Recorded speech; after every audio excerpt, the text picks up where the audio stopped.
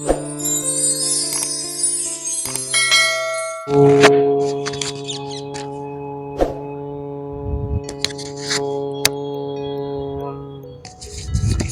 सादर नमस्ते जी, ब्रह्मचारी विद्या डिनास्टिक।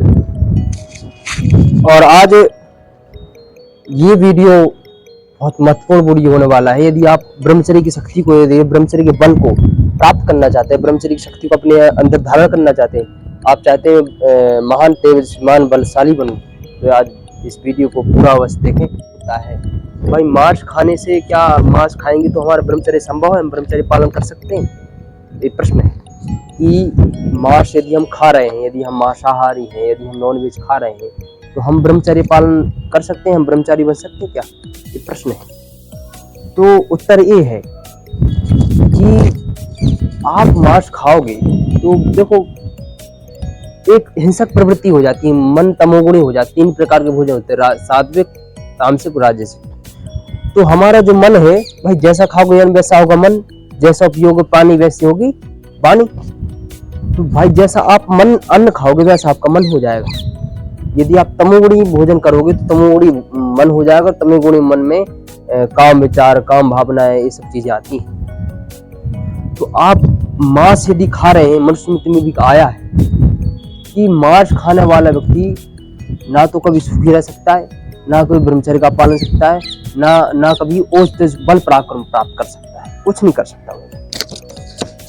आप यदि ब्रह्मचर्य पालन करना चाहते हैं, ब्रह्मचर्य का बल, ब्रह्मचर्य का तेज, ब्रह्मचर्य की शक्ति यदि प्राप्त करना चाहते हैं, तो आप मांस को आप त्याग छोड़ दो। मनुस्मृति में आया है, मनुस्मृति में क्या आया है कि मनुस्मृति के 5वें अध्याय के 55वें श्लोक में आया है, क्या आया है? मामसा भक्षिता मूत्र यस्य माम समिहाग्निहं ये तन्मासस्य मां सत्वं प्रवदन्ति मनीषिणः। अर्थात ये मनु महाराज जी कह रहे हैं, स्वयं मनु जी कह रहे हैं, क्या कह रहे हैं कि मैं यहाँ इस जन्म में जिस मांस का खाता हूँ, यदि मैं किसी जीवधारी का मांस खाता हूँ, तो वह परलोक में मुझे खाएगा, अर्थात मुझे उसका मांस खाना पड़ेगा। तो मांस यदि आप खा रहे हैं तो आपने जिसका मांस खाया है, फिर अगले जन्म में वो आपको खाएगा, वो बनेगा प्रभु, आपको खाएगा, वो आपको पीड़ा देगा। जैसे आप तल रहे हैं, जैसे आप भुन रहे हैं, वैसे आप नरक में भी भुनेंगे, वैसे आप नरक में भी तलेंगे। जैसे आप तल रहे हैं, जैसे आप अभी तल के खा रहे हैं मांस को, मुर्गे को, मछली को और अन्य भी चीजों को, अंडे को, आप मुर्ग और जो है खा रहे हैं, आप क्या होगा, जैसे आप खा रहे हैं भाई मुर्गे को, अंडे को, जैसे आप खा रहे हैं तले के, वैसे आप भी तलोगे नरक में। पक्का है, गारंटी दे रहा हूँ, आप भी तलोगे ऐसे। जैसे आप तल रहे हो, जैसे आप छौंक लगा रहे हो, वैसे आपका भी छौंक लगा, तलोगे, चिल्लाओगे, मृत्यु होगी नहीं, बस चिल्लाते रहोगे। तो इसलिए मांस को छोड़ दो। मांस खाने से कोई लाभ नहीं होगा। भाई मांस खाएंगे तो क्या होगा, मांस खाते रहेंगे तो क्या होगा, और मांस छोड़ने से क्या लाभ होगा, मांस खाने से क्या हानि होगी? एक तो आपका नर्व सिस्टम गड़बड़ हो जाएगा, मांस को शरीर पचा नहीं पाता है, पेट खराब हो जाता है। जो भी जितने लोग मांस खाते हैं, ध्यान रखना, जितने लोग भी मांस खाते हैं उनका 100% पेट खराब रहता है। पेट खराब रहता है, बीपी, शुगर, डायबिटीज, ये सारे रोग उनको घेर जाते हैं, सबके सब रोग घेर देते हैं। आपको डायबिटीज हो जाएगी, आपको पेट खराब रहेगा, आपको मोटापा आ जाएगा, आपका डिप्रेशन रहेगा, पेट हार्ट अटैक की समस्या रहेगी। भाई 99% बोल रहा हूँ। और जो मांस नहीं खा रहे, जो सात्विक हैं, उनमें 20% छोड़ दो, पर 80% ऐसे लोग हैं, मतलब जो मांस खा रहे हैं 100 में से, जो मांस खाते हैं उनमें 100 में से 10% ही लोग ही, 5% ले लो, 5% ही लोग ही स्वस्थ रहते होंगे। बाकी 95% तो 100 के 100 मान लो, वो तुम स्वस्थ रह नहीं पाते, सुखी रह नहीं पाते। सुख को तो भाग रहे हो भाई, तुम जो स्वाद ले रहे हो मांस का, तुम स्वाद ले रहे हो, किस लिए स्वाद ले रहे हो? सुख के लिए तो खा रहे हो। किस लिए खा रहे हो? सुख के लिए खा रहे हो, और वही तुम्हें ना मिले तो फिर क्या मतलब खाने का? कोई मतलब रहा? और भाई हम नहीं खाते मांस, हम देखो स्वस्थ हैं, बढ़िया हैं, आनंद में जीवन जी रहे हैं, कोई दिक्कत नहीं है। और भी संसार के लोग जो साधु भोजन करते हैं, दाल रोटी खाते हैं, कितने अच्छे से काम करते हैं, मजदूरी करते हैं, है? और धीरे धीरे बड़े आदमी बन जाते हैं, धीरे धीरे अमीर खरबपति बन जाते हैं। तो मेरे कहना का अर्थ है कि यदि हम मांस खाते हैं तो आपका नर्व सिस्टम, आपका पूरा शरीर का ढांचा गड़बड़ हो जाएगा, आपका हृदय की समस्या, पेट की समस्या, आंखों की समस्या। और जितने भी लोग मांस खाते हैं, ध्यान रखना, उन्हीं को चश्मा चढ़ता है, अधिकतर मांस खाने वालों को और मोबाइल देखने वालों को, ज्यादा स्क्रीन पर रहने वालों को, इन दोनों को ही अधिक चश्मा चढ़ता है। आंखें खराब होती हैं, आंखें खराब हो जाएंगी, आंखें आपकी खराब हो जाएंगी, सब सिस्टम। तो मांस अभक्ष्य पदार्थ है, इसको खाना नहीं चाहिए। ये हमारा सारी जितने भी पुण्य किए हैं आपने जीवन में, सब पुण्य को नष्ट कर देता है। तो इस मनु महाराज जी कहते हैं कि मांस त्याग देंगे तो क्या होगा? मांस त्यागने का फल क्या? मांस अभक्ष्य पदार्थ, यदि मांस हम नहीं खाएंगे तो उस ना खाने का फल क्या मिलेगा, पुण्य क्या मिलेगा? तो मनु महाराज जी कह रहे हैं मनुस्मृति में 5वें अध्याय के 53वें श्लोक में लिख रहे हैं, मनु महाराज जी क्या कह रहे हैं? वर्षम वर्षे अश्वमेधेन यो यजेत शतं समाः मासानि चाना खाद्यस्तयो पुण्य फलम समम। मनु महाराज जी लिख रहे हैं मनुस्मृति में कि क्या लिखते हैं कि जो व्यक्ति अर्थात इसका अर्थ क्या है कि जो व्यक्ति प्रति वर्ष 100 वर्षों तक अश्वमेध यज्ञ करता है, यदि आप पूरा जीवन आपको अश्वमेध यज्ञ करते हुए निकल गया, उसका फल तो मिलेगा, कर्म का फल तो मिलता है, सीधी बात है। और जो व्यक्ति मांस, तो जो अश्वमेध का फल आपको जो मिला है, उसका जो पुण्य आपको जो मिला है, वो ही पुण्य मांस ना खाने वाले को पुण्य मिलता है, पुण्य मिलता है, सुख मिलता है, आनंद मिलता है, बल मिलता है, स्मृति मिलती है, ज्ञान मिलता है, आनंद मिलता है, सुख मिलता है, समृद्धि मिलती है, सब कुछ मिलता है। कौन किसको? जो मांस नहीं खाता है। भाई अश्वमेध यज्ञ करने से सारी मनोकामनाएं पूर्ण हो जाती हैं, व्यक्ति परम धनवान बन जाता है, उसके जीवन में सारे दुख नष्ट हो जाते हैं, वो 100 वर्ष से अधिक जीता है।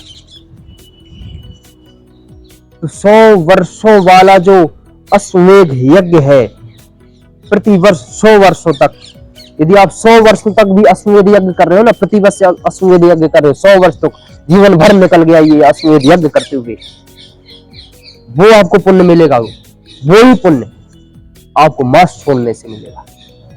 यदि आप मांस छोड़ देते हैं यदि आप, तो आपको वो ही पुण्य, वो ही लाभ आपको अश्वमेध यज्ञ करने, जो मांस नहीं खा रहे या छोड़ दिया है या खा नहीं रहे हैं, हमारा पूरा जीवन निकल गया, हमने कभी भी मांस को स्पर्श भी नहीं किया, खाया भी नहीं, अभक्ष्य पदार्थ तो खाया भी नहीं, कभी नहीं खाया। किसी से भी पूछ लेना आप, जो भी हमारे परिचित में। तो मैं आपको यही बताना चाहता हूँ मेरे भाइयों और बहनों, मांस छोड़ दो, कुछ नहीं रखा है इसमें, कुछ लाभ नहीं है, आपका जीवन नष्ट हो जाएगा, आपकी इंद्रिय। हाँ, और जो आप यदि मांस खाते हो तो संतान तो हो जाएगी, संतान ऐसा नहीं कि संतान नहीं, संतान होगी, वीर बनेगा, पर जो संतान होगी वह तमोगुणी, राजसिक, बहुत ज्यादा हिंसक प्रवृत्ति की हो जाएगी। मतलब किसी को कष्ट पहुंचाने वाली, किसी को दुख पहुंचाने वाली उसकी आत्मा हो जाएगी, मानसिक स्थिति उसकी ऐसी रहेगी। फिर वो आपको भी कष्ट पहुंचाएगी, आप माता पिता हो तो आपको भी कष्ट पहुंचाएगी, आपको भी दुख देगी। तो आप लोगों से निवेदन है कि मांस ना खाओ और अपने बच्चों को भी ना खिलाओ। लड़ाई में उड़ा दिए, मार दिए, अपनी पत्नी को लोग मार रहे हैं, अपनी माता पिता को लोग मार रहे हैं, तो क्यों? मांस खा रहे हैं, तमोगुणी भोजन कर रहे हैं। लहसुन प्याज भी नहीं खाना चाहिए, सात्विक भोजन करना चाहिए। तो मैं यही कह रहा हूँ भाई मेरे, आप महापुण्यदायी, जितना अश्वमेध यज्ञ करने का जितना पुण्यदायी फल महापुण्यदायी फल मिलता है, वही आपको फल मांस को छोड़ने से या मांस ना खाने से फल मिलता है। ये सत्य वचन है। फिर मनु महाराज जी, ये तो मनु महाराज जी ने लिख दिया। अब छंदोग उपनिषद में क्या लिखता है? छंदोग उपनिषद में क्या आता है? कहते हैं आहार शुद्धौ सत्व शुद्धि, सत्य शुद्धौ ध्रुवा स्मृति, स्मृति लब्धे सर्व ग्रंथि नाम विप्र मोक्षाः।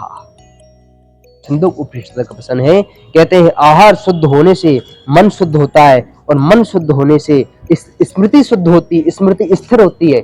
इस मन शुद्ध होता है तो स्मृति स्थिर रहेगी, जो भी याद करोगे। और विद्यार्थी लोग याद कर रहे, मास छोड़ दो, नहीं तो कभी जीवन में कभी इंजीनियर कुछ बन ही नहीं सकते हो, क्योंकि जो आप याद करोगे स्मृति में स्थिर रहेगा। और स्मृति स्थिर होने से सब संसारिक बंधनों से मुक्ति मिल जाती है। अतः अभक्ष भोजन से इन तीनों का नाश होता है। इसलिए आप, यदि आपकी स्मृति स्थिर हो गई तो आप सुख को प्राप्त होंगे।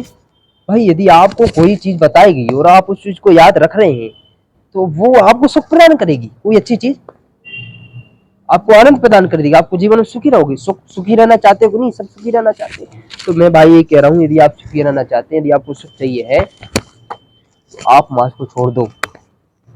यदि आप मांस को नहीं छोड़ोगे तो मैं ब्रह्मचर्य पालन तो छोड़ दो। ब्रह्मचर्य पालन तो 10 जन्मों में तक नहीं होता। महर्षि स्वामी दयानंद जी स्वयं लिखते हैं, सत्य प्रकाश अपने ग्रंथ में लिखते हैं कि कोई व्यक्ति मांस खाता है, और आदिगुरु शंकराचार्य भी कहते हैं, कोई व्यक्ति यदि मांस खाता है तो वह 10 जन्मों तक भी ब्रह्मचर्य पालन नहीं कर सकता है।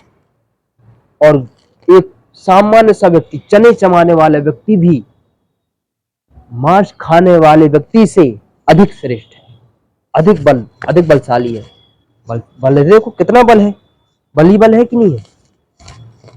बहुत बल है। मांसाहार और शाकाहार, इसमें से श्रेष्ठ कौन है? बल किससे मिलता है, शक्ति किससे मिलती है? उदाहरण दे रहे हैं आपको, उदाहरण सुन। जैसे हनुमान जी, हमारी और तुम्हारी लड़ाई हो जाए रावण के लग हनुमान जी से, तो हनुमान जी कहने लगे ठीक है कर लेते, लड़ाई कर लेते, युद्ध हो जाए। तो रावण कहने लगे हनुमान जी से, तो हनुमान जी कह रहे बड़ा पर ये युद्ध बड़ा लंबे समय तक चलेगा। भाई तुम भी बलवान हो। रावण से हनुमान जी कहने लगे तुम भी बलवान हो, तुम भी बलशाली हो, और हमारे ऊपर भी राम जी की कृपा है, आशीर्वाद है परमात्मा का। तो अच्छा, तो कई रावण कहता है ऐसा करते हैं हनुमान जी, एक मुक्के की लड़ाई करेंगे, ज्यादा झंझट नहीं है, एक मुक्के की लड़ाई करेंगे, एक मुक्के की लड़ाई। तो ठीक है कर लेते हैं। तो पर हनुमान जी कहने लगे कि नहीं, रावण कहने लगा ठीक है मारो, पहले तुम मारो हनुमान जी से। तो हनुमान जी कहने लगे नहीं पहले तुम। तो रावण कहने लगा मैं क्यों? तो हनुमान जी कहने लगे पहले तुम इसलिए क्योंकि यदि मैंने मार दिया और तुम टपक गए, मृत्यु को प्राप्त हो गए, तो तुम्हारी इच्छा तो तुम्हारे अंदर ही रह जाएगी नहीं रह जाएगी। तो इसलिए पहले तुम अपनी इच्छा पूर्ण कर लो, जितनी भी तुम्हारी इच्छा है वो तुम पूर्ण कर लो, ठीक है। तो रावण ने जैसे मुक्का उठाया, और बहुत बल था रावण में भाई, 10 जिसके शीश है, 10 जिसके हाथ है, 10 हाथों का बल था, उसको बहुत ज्यादा बल था।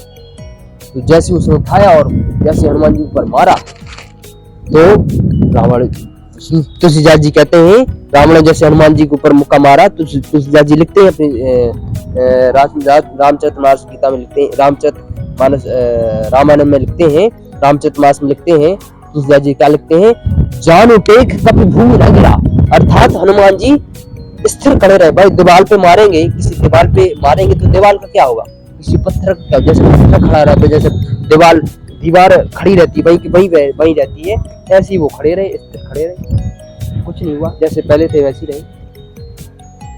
तो हनुमान जी तो, रावण तो चौंक गया, और हनुमान जी कहने लगे ठीक है अब तुमने वार कर लिया, अब मेरे वार पे तुम तैयार रहो, मेरे वार के लिए तैयार रहो।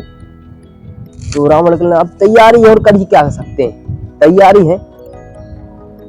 तो कहते हैं कि भाई महाबली भीम में 10,000 हाथियों से भी ज्यादा बल था महाबली भीम में, और उससे भी ज्यादा बल किसमें था, हनुमान जी में था। इसलिए कहते हैं अतुलित बल धामम, अतुलित अतः जिसका बल कभी तोला नहीं जा सकता, तोला नहीं गया। हनुमान जी को बल तोलने का तोल ही नहीं पाए, कोई तोल नहीं पाया कि हनुमान जी में कितना बल है, कितना सामर्थ्य है।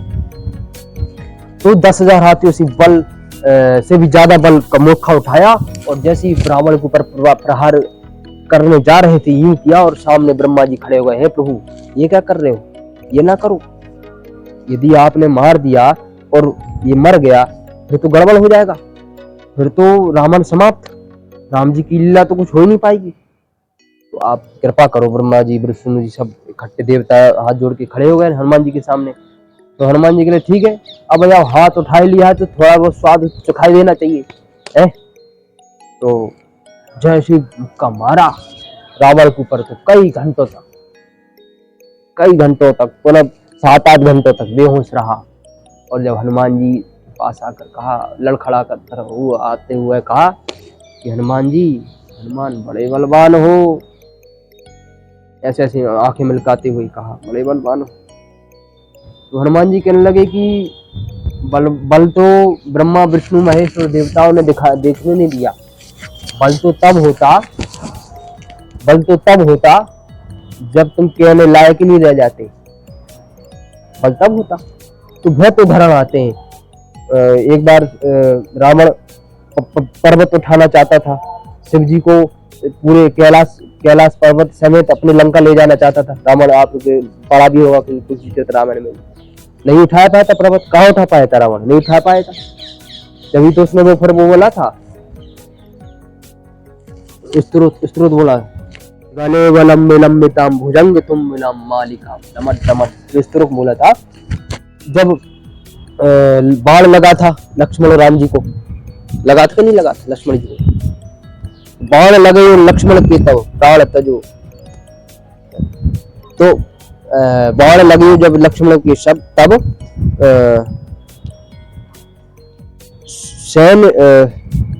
सुसेन समेत बसई गिरी।